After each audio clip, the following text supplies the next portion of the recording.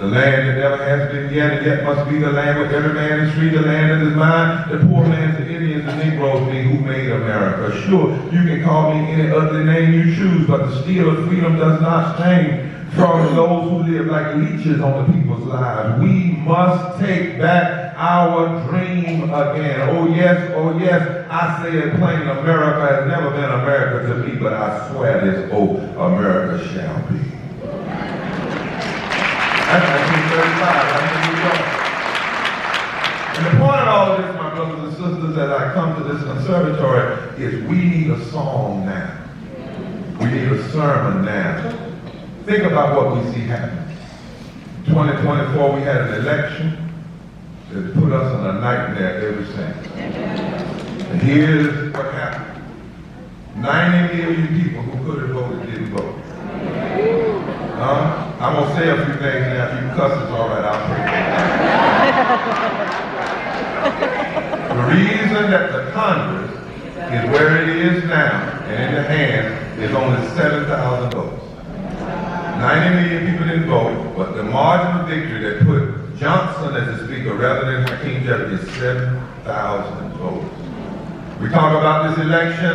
That election was won by just 44,000 votes per state. 2.2 million eligible voters that voted, but the margin of victory was only 1.5%. The same margin of victory that Nixon had over Humphreys. Not only did this, Lord help me, this get elected, I'm trying to watch this, I'm just calling it this.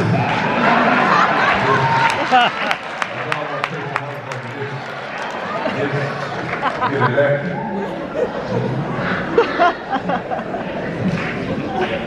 Unleashed a load of governors. And this extremist empowered a billionaire to legally cancel funding. A South African billionaire came over here and canceled funding for programs that Congress had already appropriated. This election set up a president to abuse his power, and the Supreme Court said to a convicted felon, whatever you do as president, you can't be charged. It created a political alliance that passed the largest transfer of wealth from the poor to the rich since chattel slavery. That bill that they just passed, that so-called bill, that big, ugly, deadly, destructive bill, that transferred more money from working people to the greedy that was transferred from the slave to the slave master. Yeah, I heard somebody over here say, damn, it's all right, be good. We're living under the occupation of paramilitary forces that are rounding up immigrants in a country of immigrants. A country where not far from here, we used to say, give me your tithe, your poor, and your other masses yearning to be free.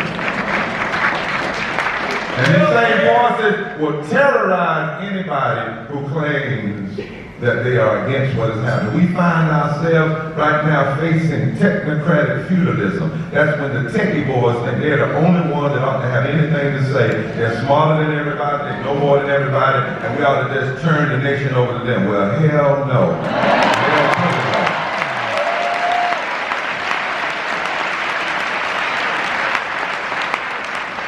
We're facing apocalyptic politics. That's when a politician tells you things are so bad that you need to give me power, but then stand out of the way and let me do whatever I want to do. And then we're facing this religious nationalism, which is heresy from the very pit of hell. It is not of God anyway, but the agenda of religious nationalism is hate, meanness, vote MAGA, make sure you got a gun, be against women, be against gay people, be against trans folks, be against living wages, be against unions, be against public education. That is not the agenda of God, because the agenda of God is when I was hungry, did you feed me? When I was naked, did you clothe me? When I was sick, did you care for me? When I was in prison, did you visit me? When I was an immigrant, did you welcome me? You want to talk about the agenda of God? Bring it on, baby.